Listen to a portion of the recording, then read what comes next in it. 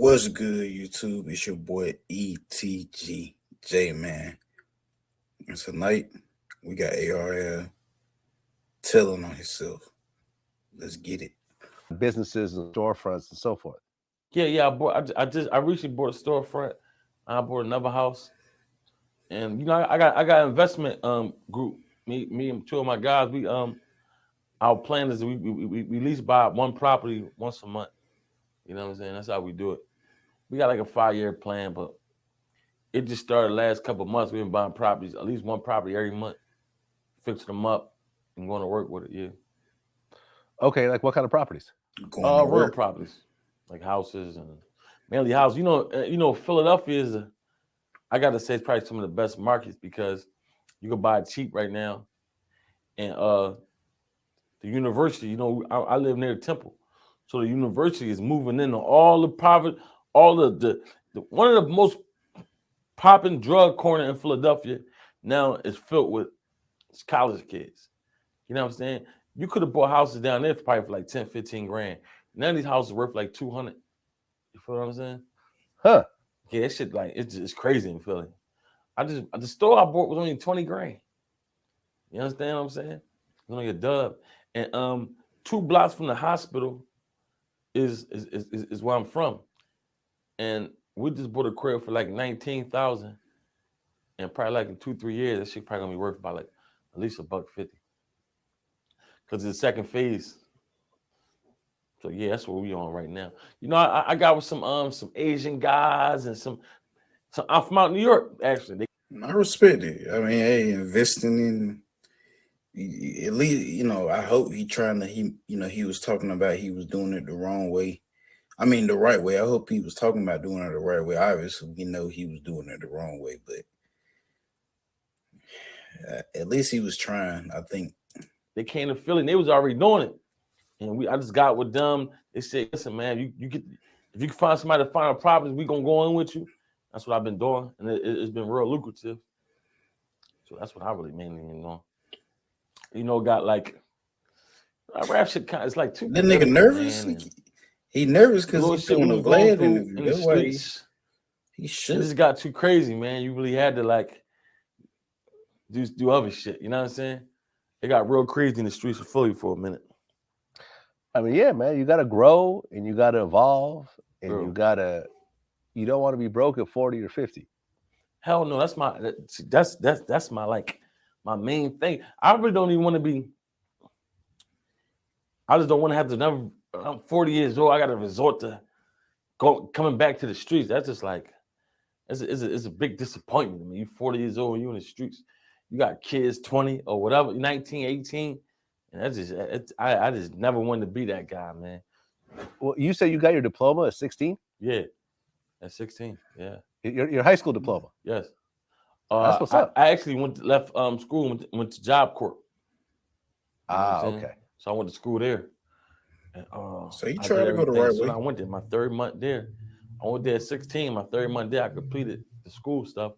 And I went the rest of the 2 years. I did plumbing. So I'm like a licensed plumber too. A lot of people don't know that. I'm a licensed plumber, but I got that at like 17. Going on 18, pipe. So that's a skill I always had. I could always start a plumbing company and fit some pipes. A lot of shit, man. But the houses that's what the main thing in Philly. It's the biggest business right now in Philly. The property and whatnot.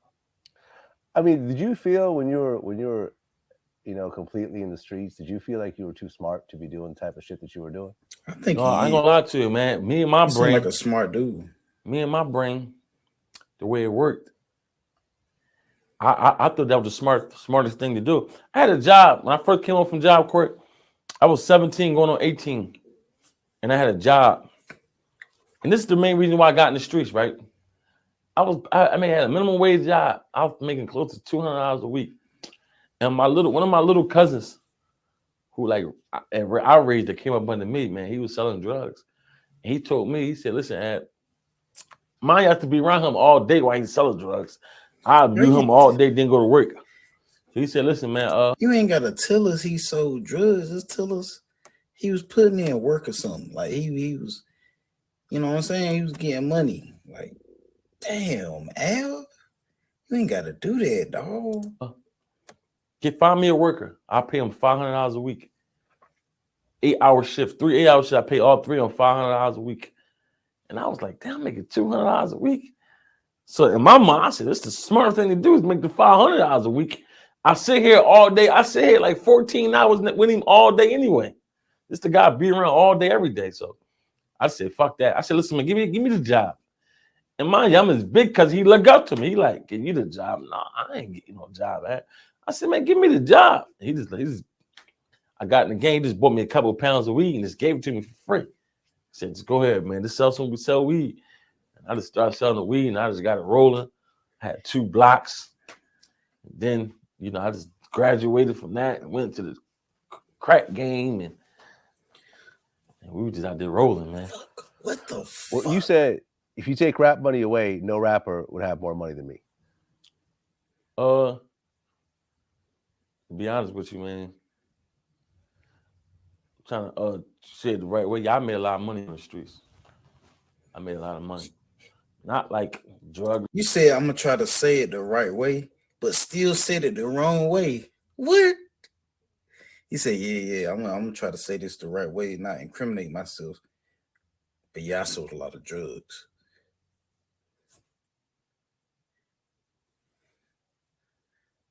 Lord, big meats money, but like I made enough money in the streets to take care of my family and everybody, like everybody around me.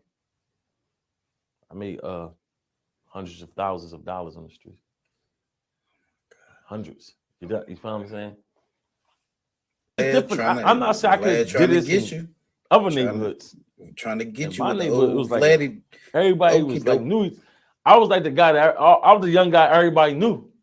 So I can go sit on this block and sell drugs.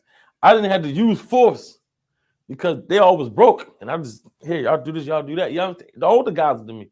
When I turned 17, I probably could physically beat probably all of them in fighting. You know what I mean? So that wasn't the issue. And then I got little cousins, little brother who was already just shooting people. You understand what I'm saying? So when I went on the block, and it wasn't about force, it's just like, I got every right to this day do. One of the most popular, one of the most money generated blocks in my neighborhood was the block I grew up on. So I knew the owner of the block. He used to give me dollars to go to the store. So when I decided to do something, they never denied me. Then he got killed and it left a void. You understand? And I brought some guy from an older guy from another neighborhood to my neighborhood, and he had the brain, he had the money, he had the system. So he ran it, and I was under him. A lot of people hate that started a whole lot of war. I started a big war because I brought somebody else. That's when I started going to jail for violence. Around that time, I was going to jail for violence and drugs because nobody wanted the guy I brought to the neighborhood. They ain't wanting him there, but he was bringing all the stuff, and I was helping him move it, and we just made a lot of money. This guy, the block I grew up when was doing like 10,000 a day. You know what I mean? That's why I like. If anybody heard me in the interview said I'm making that much money, it wasn't just me. It was the guy that I brought to the neighborhood. It was his. He made so much money. His brother got killed. His father got killed. And he just was like, man, I'm done with it, man.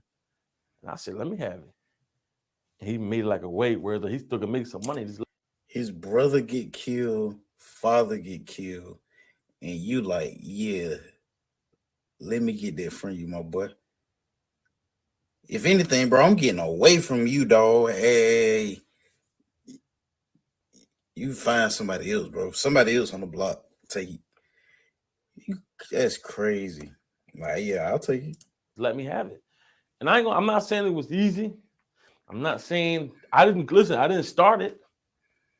You know what I'm saying? I inherited because he made so much money. There was so much shit happening in his family. He wanted to back out. I was from the neighborhood. I understand it. They really wasn't really going to get violent with me. You know what I'm saying? But that's what I thought at first. When they gave it to me and all the money was mine, a lot of people from the neighborhood used to come at me like, listen, man, you from the neighborhood, you cool. But the guy, like, no. I said, no, listen, it ain't his no more. It's mine. And nobody wanted to believe me. I said, no, it's mine. That started a whole lot of shit, man. we had a rap group of like 4 or 5 artists, man. 2 of them in jail for murder right now. You understand what I'm saying? 2 different murders right now. And these happen to be the same guys I was with when me and Cassie got locked up for the murder. You know what I'm saying? So these is my rap group people. And we grew up and it got that nasty in the streets, whereas though when I fought the murder, when me and Cassie got locked up for the murder, I left a void. I was the only bridge that like it ain't get too out of hand because I'm from the block. But when I left, the older guys from my block and the younger guys just clashed and it just went crazy, man. Oh A my lot of people got God. locked up, man. It was a He lot of didn't people even got locked up. They got well, life in jail for murders and shit. People that like was my rap partners, 2 of them got life in jail for murder right now because of all this shit. You know what I'm saying? When I say that, I'm not saying all that being said, I forgot what Vlad even asked him. Like, he could have just been like, hey, you know, it wasn't easy, man. You know, I did what I had to do. That's literally all you gotta say, bro. Dang, bro. That saying I could take this or take that. Was somebody should have told him in the back behind Vlad, like one of his homeboys should have been like, yo, shut the fuck, shut.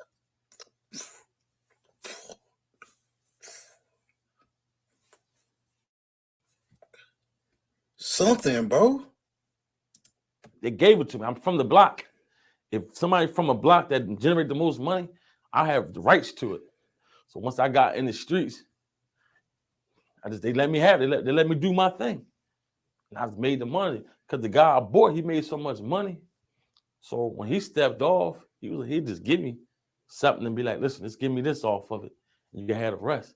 And I'd be like, all right. And that's how I started making a whole bunch of money. You know what I mean? I was paying my mom bills at 17, 18.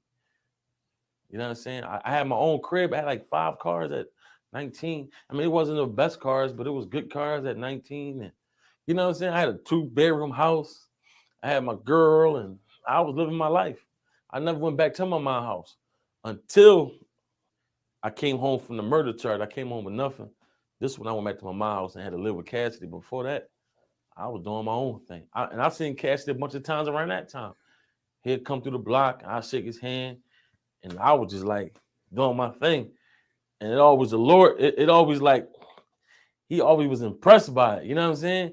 And you hear the stories about the, you know, the violence and all that. And this has made him want me to come with him. You know what I mean? So in 05, he just like, listen, that man, can you just come with me? I'm gonna make you a millionaire. And I actually left everything I was doing alone because I believed in my mind, this guy's on TV all day. You understand what I'm saying? So I said, man, you know what, man? I'm about to go with him. You know what I'm saying? I told my youngest, man, y'all can have this shit. I'm out. I'm gonna start hanging with Cass, man. I want to be a rapper. And that's what I thought was gonna happen. That was my plan. You know what I'm saying? I said, I'm gonna fuck with Cass. His boy told me I'm gonna be, you understand? I took his word. All I know is I see a guy on TV and he said, listen, you're gonna be a millionaire. He used to give me all this like hope. Like, listen, this is what we're gonna do. We're gonna buy this, we're gonna do this. I'm gonna put you out next. You're gonna do this. That won't very smart, bro. Like, I'm pretty sure in court they went back and played this, and they completely like, yeah, I'm pretty sure, bro. Like they went back on this and just with the 3. The prosecutor. Yeah, it's over for you, buddy. I doubt this trial even took a while, bro. Man, but more of the story, kids. Don't do drugs. Don't sell drugs, man. Stay out the street. It's going to end terribly. 1 of 3 ways. Dead, jail, or in prison. Yeah. But you're going to be shitting in a bag. You're going to have a bag in your stomach because you done got shot in the stomach so many times or something like. But yeah, man, more of the story. Do the right thing, man. But man, I'm going to catch y'all in the next one. ATGJ, salute. Be great. Do something positive. Stay in your lane. And I'm going to catch y'all in the next one. Peace.